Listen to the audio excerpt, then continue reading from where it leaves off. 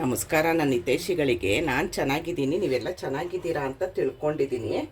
ಇವತ್ತು ಒಂದು ರವೆ ರೊಟ್ಟಿ ಮಾಡೋಣ. ರವೆ ರೊಟ್ಟಿ ತುಂಬ ಚೆನ್ನಾಗಿರುತ್ತೆ. ತಿಂತಾಯಿದ್ರೆ 2 ರೊಟ್ಟಿ ತಿನ್ನೋರು 4 ರೊಟ್ಟಿ ತಿಂತಾರೆ, ಅಷ್ಟು ಚೆನ್ನಾಗಿರುತ್ತೆ. ಹೇಗೆ ಮಾಡೋದು ಅಂತ ನೋಡೋಣ ಬನ್ನಿ. ಏನೇನು ಬೇಕು ಅಂತ ಅಂದರೆ ಅದಕ್ಕೆ ಫಸ್ಟಿಗೆ ನಾನು ಸಣ್ಣದಾಗಿ ಈರುಳ್ಳಿನ ನೋಡಿ ಈ ಥರ ಸಣ್ಣದಾಗಿ ಕಟ್ಟರ್ಗಾಕಿ ಒಂದು 4 ಈರುಳ್ಳಿನ ಕಟ್ ಮಾಡಿ ಇಟ್ಕೊಂಡಿದ್ದೀನಿ. ಆಮೇಲೆ ಸ್ವಲ್ಪ ತೆಂಗಿನಕಾಯಿ ತುರಿ. ಎಲ್ಲ ನೀವು ರವೆ ಕಡಿಮೆ, ಇದೆಲ್ಲ ಜಾಸ್ತಿ ನೋಡಿ. ನಾನು ಮಾಡ್ತಿರೋದು 5 ರೊಟ್ಟಿಗೆ ಎಷ್ಟು ಹಾಕಿದ್ದೀನಿ ನೋಡಿ. ಆಮೇಲೆ ಕ್ಯಾರೆಟ್ ಒಂದು 1/4 kg ಕ್ಯಾರೆಟ್ ತುರಿದಿಟ್ಕೊಂಡಿದ್ದೀನಿ. ಸ್ವಲ್ಪ ಕೊತ್ತಂಬರಿ ಸೊಪ್ಪು ತೊಗೊಂಡಿದ್ದೀನಿ. ಇಷ್ಟನ್ನು ಮಿಕ್ಸ್ ಮಾಡ್ಕೊಳ್ಳೋಣ ನೋಡಿ. ಇದೇ ಎಷ್ಟಾಯಿತು ನೋಡಿ ಇದಕ್ಕೆ ಹಾಕಿರೋ ತರಕಾರಿ. ನಾವು ಕ್ಯಾರೆಟ್ನ ಹಾಗೆ ಕೊಟ್ಟರೆ ಮಕ್ಕಳು ತಿನ್ನಲ್ಲ, ಬೇಡ ಅಂತಾರೆ. ಈಗ ಮಾಡಿಕೊಟ್ರೆ ತುಂಬ ಚೆನ್ನಾಗಿರುತ್ತೆ. ಮತ್ತು ಅವ್ರಿಗೆ ಕ್ಯಾರೆಟು ಅವ್ರಿಗೆ ಸೇರುತ್ತೆ. ಕ್ಯಾರೆಟದಲ್ಲಿ ಎಷ್ಟು ಆರೋಗ್ಯ ಇದೆ ಅಂತ ನನಗೆ ಗೊತ್ತು. ಇದಕ್ಕೆ ಸ್ವಲ್ಪ ಉಪ್ಪು ಹಾಕ್ಕೊಳ್ಳೋಣ.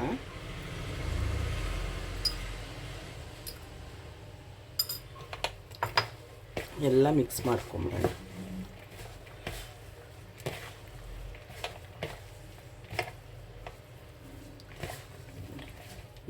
ಇದನ್ನು ನೋಡ್ತಾ ಇದ್ರೇ ತಿನ್ನಬೇಕು ಅನಿಸುತ್ತಲ್ವ ನೋಡಿ. ಇದರಲ್ಲಿ ಇನ್ನೊಂದು ಏನಂತ ಅಂದರೆ, ನೀವು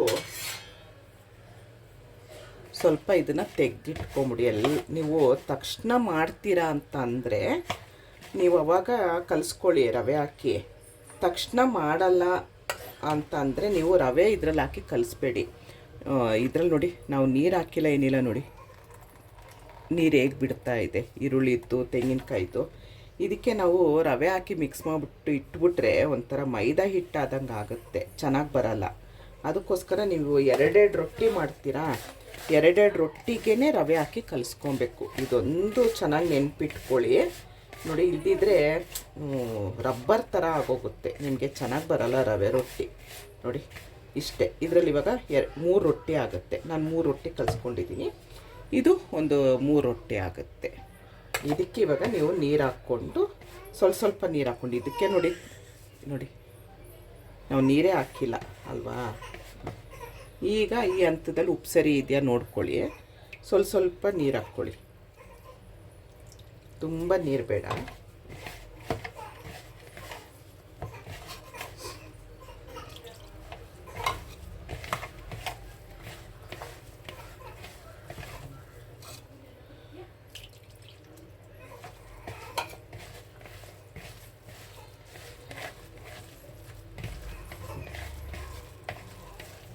ನೋಡಿ ಇಷ್ಟಾದರೆ ಸಾಕು.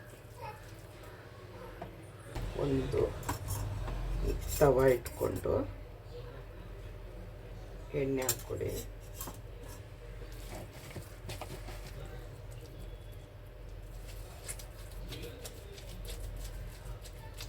ತೆಳ್ಳಗೆ, ಎಷ್ಟು ತೆಳ್ಳಗೆ ಬೇಕಾದರೂ ನೀವು ಪೇಪರ್ ಥರ ತಟ್ಕೊಳ್ಬೋದು, ಅಷ್ಟು ತೆಳ್ಳಗೆ ಬರುತ್ತೆ, ಚೆನ್ನಾಗಿ ಬರುತ್ತೆ, ತುಂಬ ರುಚಿಯಾಗಿರುತ್ತೆ.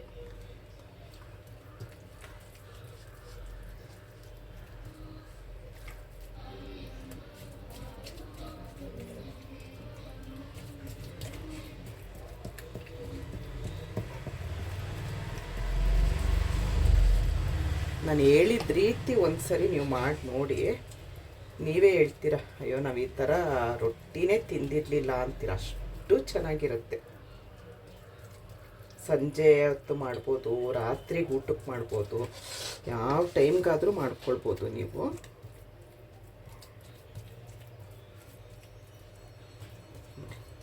ಇಷ್ಟಾದರೆ ಸಾಕು.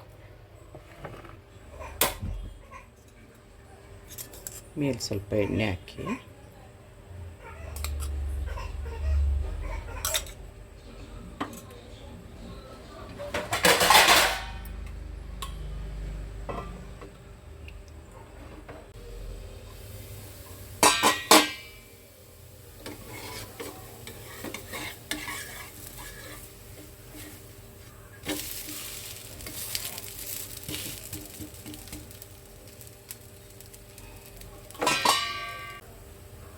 ನೋಡಿ. ಇದು ಚೆನ್ನಾಗಿರುತ್ತೆ. ರೊಟ್ಟಿ ದೋಸೆ ಎಲ್ಲ ತೆಗೆದು ಹಾಕೋದಕ್ಕೆ ತುಂಬ ಚೆನ್ನಾಗಿ ಸಾಕು.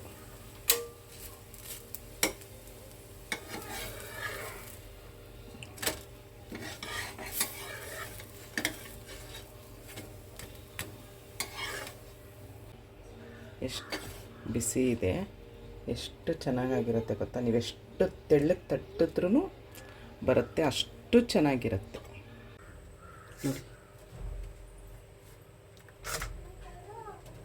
ನೋಡಿ ಎಷ್ಟು ಸಾಫ್ಟಾಗಿ ಬರುತ್ತೆ ನೋಡಿ, ತುಂಬ ಚೆನ್ನಾಗಿರುತ್ತೆ. ಒಂದು ಸರಿ ಮಾಡಿ. ಇದಕ್ಕೆ ನಾನು ಮಾವಿನಕಾಯಿ ಚಟ್ನಿ ಮಾಡಿದ್ದೀನಿ, ತುಂಬ ಚೆನ್ನಾಗಿರುತ್ತೆ. ಮಾವಿನಕಾಯಿ ಚಟ್ನಿನೂ ರವೆ ರೊಟ್ಟಿ ಕಲರ್ಫುಲ್ಲಾಗಿ ನೋಡಿ ಎಷ್ಟು ಚೆನ್ನಾಗಿ ಕಾಣಿಸ್ತಾ ಇದೆ. ರೊಟ್ಟಿನೂ ಅಷ್ಟೇ ನೋಡಿ, ಬರೀ ಕ್ಯಾರೆಟೇ ಕಾಣಿಸುತ್ತೆ. ರವೆ ರೊಟ್ಟಿ ಮಾವಿನಕಾಯಿ ಚಟ್ನಿ ರೆಡಿ ಆಯಿತು. ಇಷ್ಟೊತ್ತು ನನ್ನ ವಿಡಿಯೋ ನೋಡಿದ್ದಕ್ಕೆ ತುಂಬ ಧನ್ಯವಾದಗಳು. Thank you.